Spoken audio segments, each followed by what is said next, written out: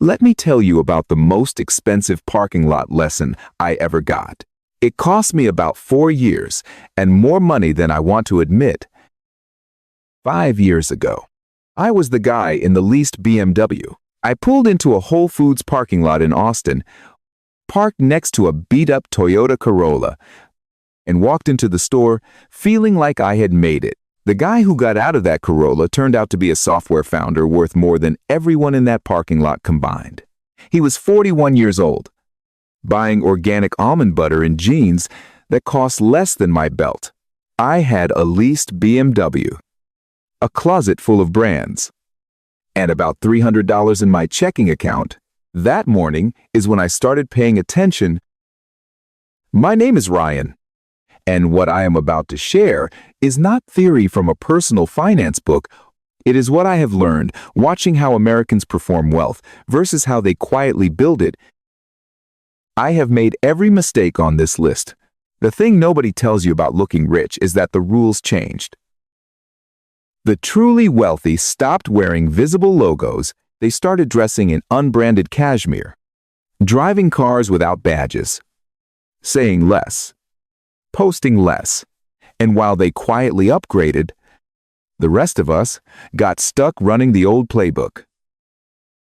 Louder, more desperate, more visible, and more broke than we were willing to admit. So here are 10 signs that someone is fake, rich. Some of these will sound familiar. That is the point. 1. The entry-level luxury trap. The first sign is buying the cheapest item from the most expensive brand, the $400 keychain, the card holder, the canvas tote that costs more than most people's rent. The brand calls these accessible luxury. I call them gateway drugs. I had a girlfriend in college who saved for 6 months to buy a designer wallet. She carried it everywhere, except around her actual close friends. With them, she pulled out the old wallet from high school. She told me once, with strangers, I need the logo. With friends, I do not have to perform. I think about that line constantly.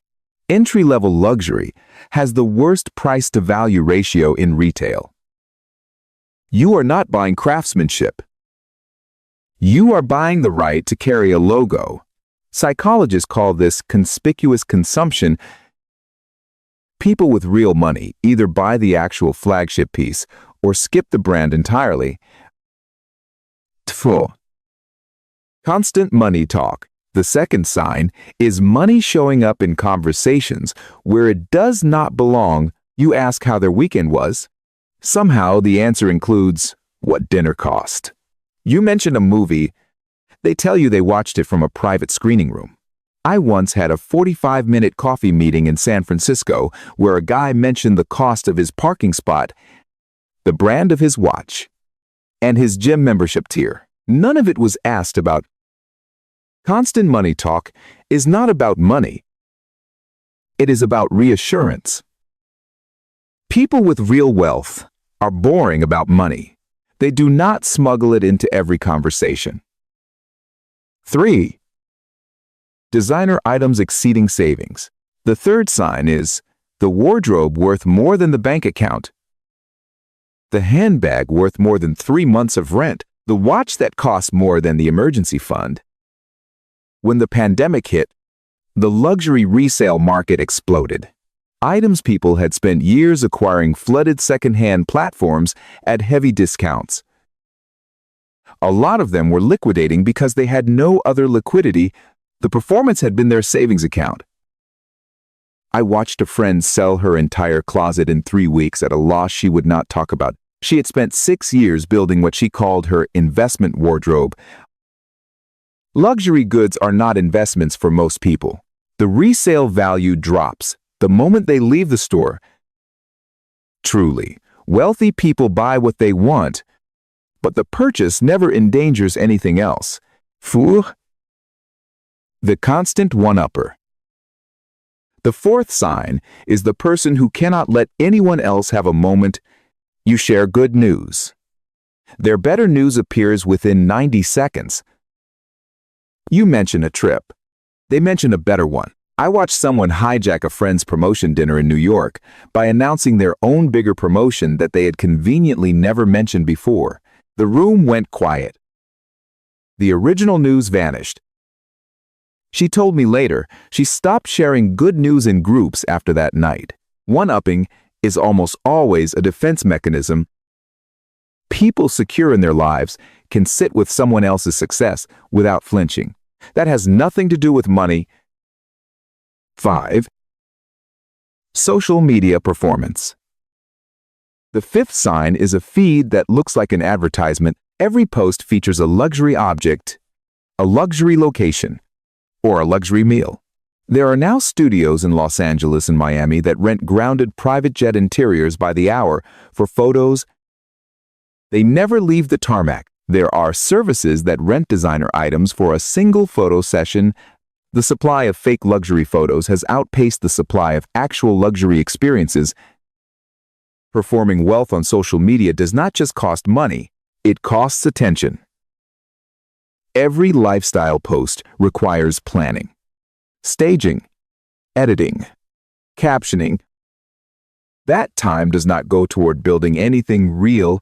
It goes toward maintaining an audience that mostly does not care. If a feed looks like a brand campaign, the person running it is usually still trying to convince themselves they have made it. We are halfway through this list. Which of these first 5 signs hit closest to home? Drop a number in the comments, 1 through 5. I read every one. And if this conversation is already shifting something for you, take a second and subscribe. The next video goes deeper. Back to the list. Cease. Leasing luxury cars. The sixth sign is the lease cycle that never ends. I lived this one. That BMW was a lease. After doing the math, I was spending well over $1,000 a month on lease payments, premium insurance, premium gas, and dealer-only maintenance to drive a depreciating asset that did not belong to me. The day I bought a 5-year-old Honda Accord, I felt embarrassed for a week. After that, I felt free. Over 20 years of continuous leasing, you spend hundreds of thousands of dollars and own nothing. People building real wealth buy used, drive it for a decade, and invest the difference. 7. Counterfeit goods. The seventh sign is the fake item meant to fool people. There is now a category called superfakes that can fool even sales associates at luxury stores.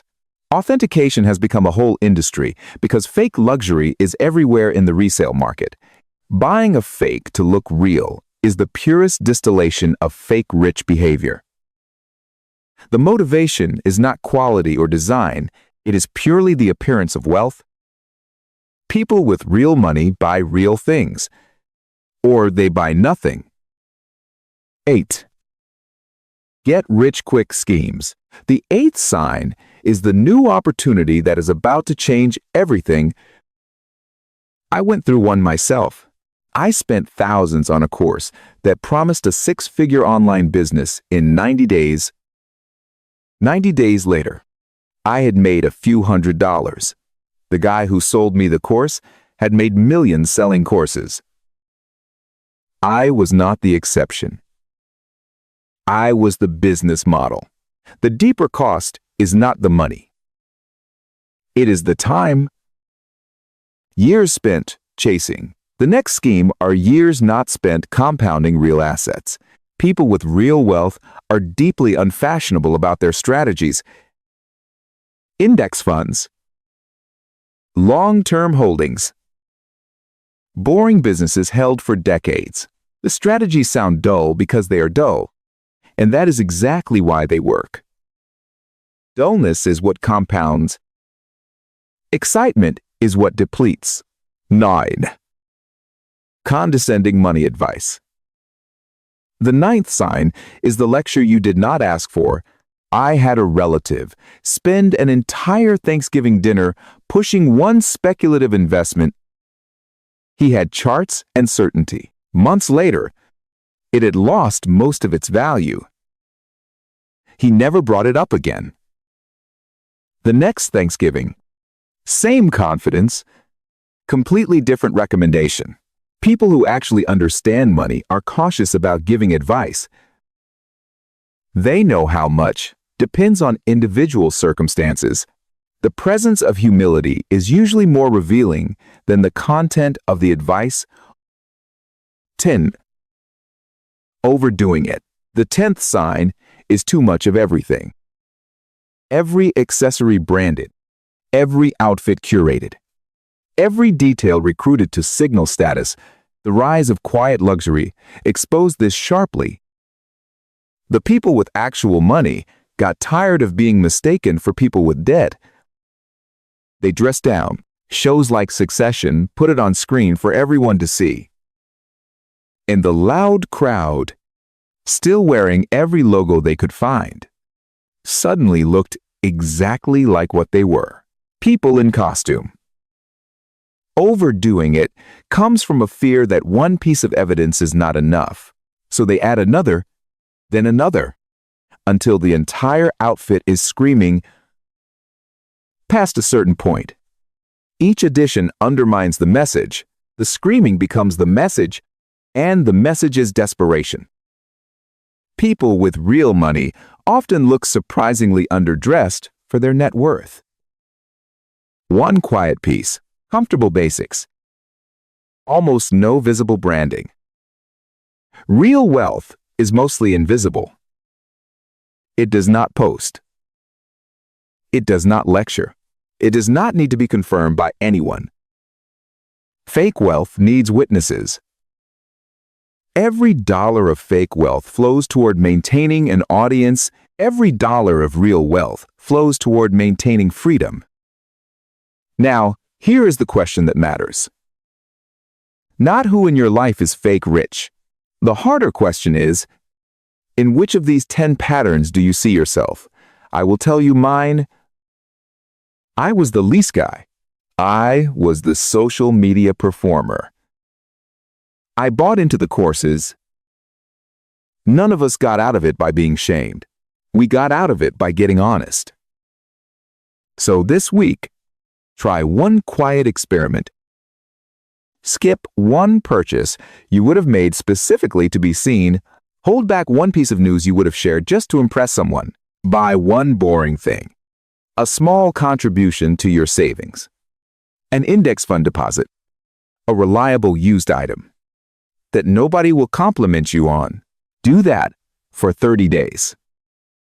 See how it feels. Most people who try this notice the same thing. The discomfort comes from the loss of audience, not the loss of money. Once you sit with that, something shifts. You stop performing. You start building. If this video helped you see something new, share it with one person who might be one honest conversation away from breaking the cycle. And if you want more like this, honest, no fluff, hit subscribe. I put out new videos every week. I am Ryan. Thanks for spending this time with me. I will see you in the next one.